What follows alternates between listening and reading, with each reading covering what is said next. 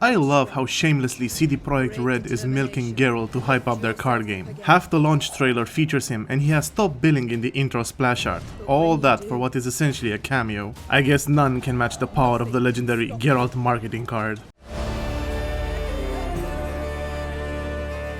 I have so many fond memories of video card games, specifically on my Game Boy. Yu-Gi-Oh!, Duel Masters, Pokemon, god I love that game. Don't get me wrong, I like the physical versions well enough, I still have my Magic cards laying around, but I always thought that single-player games using a card system remain something unexplored, especially since Microprose's Magic the Gathering exists. This isn't nostalgia, I play it again from time to time, and it is great. It is the reason why I really want to see a modern RPG use a card system instead of the traditional tactical combat or pure action. And that is why I was excited for Thronebreaker Witcher Tales. The history of how this game came to be is kind of convoluted. Gwent was a popular side activity in The Witcher 3, so much so that it got a standalone release as a Hearthstone competitor. From there things get murky because there were changes, and I mean a lot of changes, which kinda proved the lack of direction. So much so that in April, CD Projekt said they were taking a 6-month break to remake Gwent from the ground up. It is weird to say that the game I spent 150 hours in and had the almost full collection no longer exists. Like tears in rain.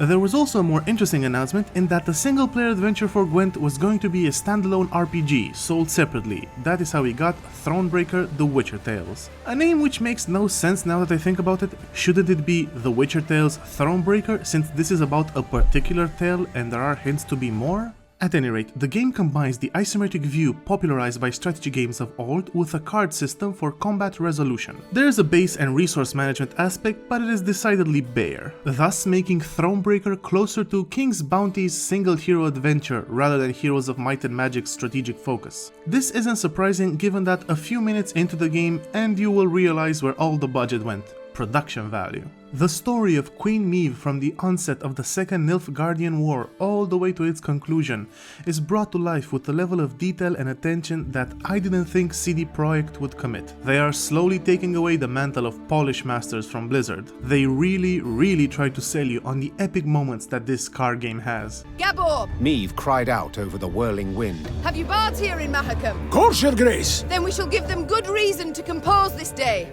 on the themes of courage, of heroism, of Lyria!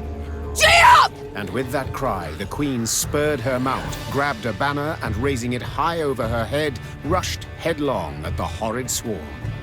They cared, they really did. Someone wanted to make this and make it good, not just to sell Gwent as the multiplayer counterpart. This might be because of the reverence towards the books. From a timeline perspective, this is before the games but during the War of the Book saga. There we only got the ground view from Geralt's perspective, with the occasional moments when the story shifts to the view of kings and such for a bit. This isn't adding on top of Sapkowski's work by creating their own continuity, this is complementing directly the original author's work.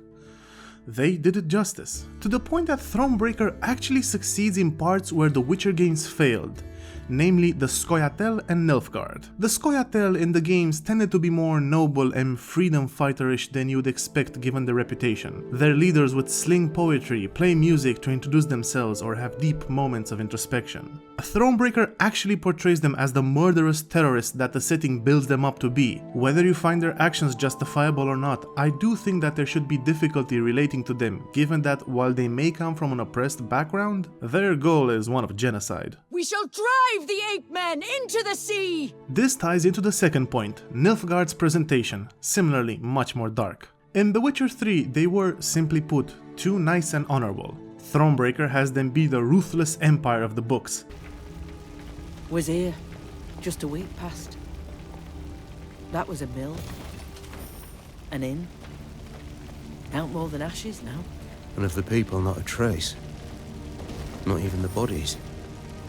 Depopulating regions, torching entire cities to the last man, and a whole bunch of other genocidal war crimes reveals they are closer to Genghis Khan rather than Rome. The point is that the setting of the war is sold, the combatants are fierce, and the suffering of the population is on full display. It really does go the extra mile to portray the sheer abundance of atrocities and the stakes of Meve's adventure, which goes nicely with the choices provided on said adventure. Do you help feed the slaves you just freed, or go on your way? Do you hand over your subjects for criminal actions against a foreign nation, or protect them fully? Do you callously murder the wounded that you find hiding in a cave, or let them be knowing they will keep fighting later on? To the game's credit, I actually had to pause and think for a while on some of these decisions, which hasn't happened in a game in a long time for me. You usually see the consequence of your actions later, and they do have impact. I managed to drive off most of my companions along with their really broken cards by the game's end, which already puts Thronebreaker above many other RPGs. Thus, in terms of context and polish, CD Projekt did a fantastic job and created the standard by which single-player counterparts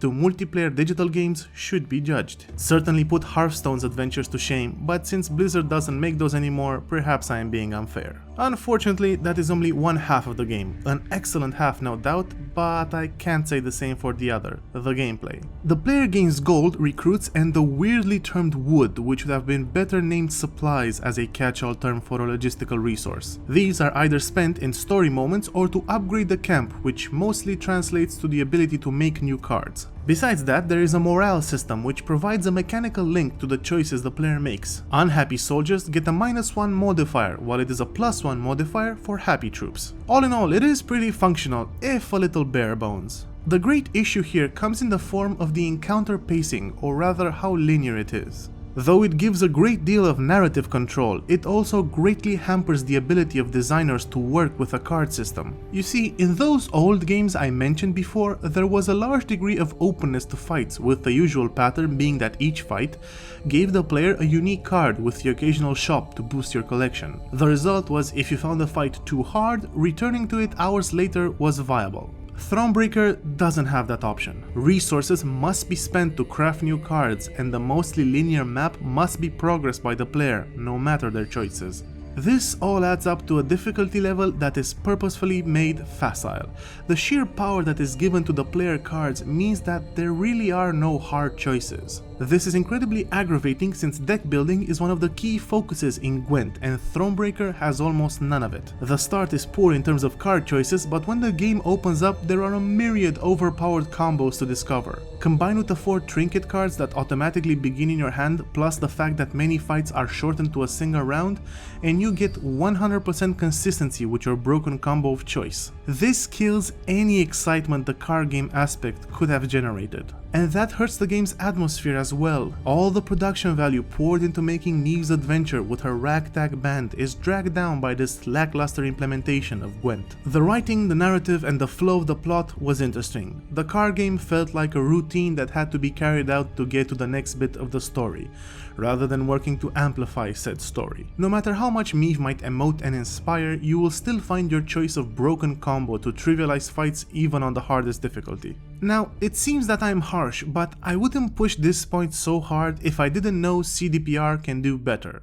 How do I know this? Because of Gernikora. Throughout one of the levels that takes place in a swamp, a devious monster called Gernikora gets directly referenced over and over again, to the point that I'm comfortable telling you fighting it isn't really a spoiler. People worship it, a witcher advises regarding it, and even monsters seem to be under its control. The game hypes this terrible and awesome creature continuously, and just this once, Thronebreaker's gameplay lives up to its narrative weight. I won't spoil the actual fight, but Gernikora was the only combat scenario that required a hand-tailored deck to beat. A deck which was made through several refinements and failures, all of which made the game come alive more than at any other point. The card game system was used to sell the context of this being an unparalleled threat. So much so that a normally steel-wheeled and not really pious Meve uttered a prayer. Beasts rose from the gurgling waters around. Meve silently uttered a prayer. Hail me, little great mother, maiden and crone, ever have us in your care. All of this results in the fact that it felt satisfying to lose and retry, because unlike action games, the breadth of tactical changes on retries were much more vast due to the nature of deck building. Losing and swapping cards in and out is much more tactically satisfying than losing and changing your dodge timing. Unfortunately, Gernikora is one of a kind, and the rest of the game falls in its shadow. Come on! Go for the gold! Off to the front yet again. Fall back! Below it!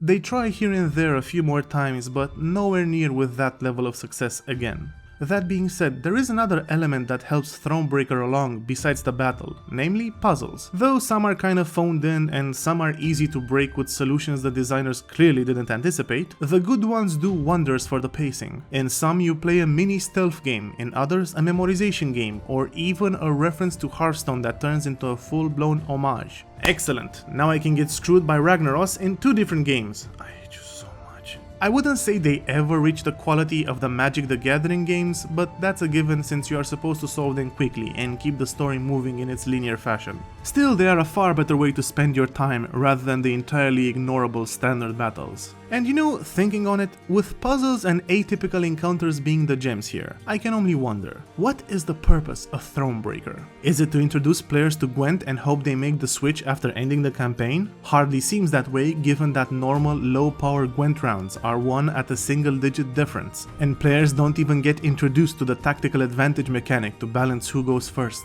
Is Thronebreaker meant to be a standalone card game RPG? Well, for the reasons stated previously, it doesn't do a really good job of that, at least in comparison to other games. Now, is Thronebreaker meant to be a mostly fantasy novel sort of affair with high production value set in a highly established franchise? A Witcher tale, if you will. In that case, there isn't much to say but praise. I can totally see someone treating it like a visual novel that expands the Witcher universe while having some really nice choice and consequence along the way. But that is also the problem at the end of the day. I bet people will love this game for a myriad different reasons or hate it for other myriad reasons, all depending on your expectations. This makes it kind of hard to give a critical conclusion, so I will just say mine. As someone with an almost full Gwent collection, I found Thronebreaker to be lacking, and its long length made it boring save a few moments that shine. As someone who likes the Witcher series, I found Thronebreaker to be treading some old ground here and there, but overall not a bad addition to this fictional universe. And as someone who likes competently written video game stories with meaningful choices, I found Thronebreaker to be quite the enjoyable ride given the industry standards. Take that as you will. As for me, I will eagerly await the new Witcher tale since Thronebreaker is a solid foundation for even better things to be made. Here's hoping CD Projekt Red makes good on that foundation.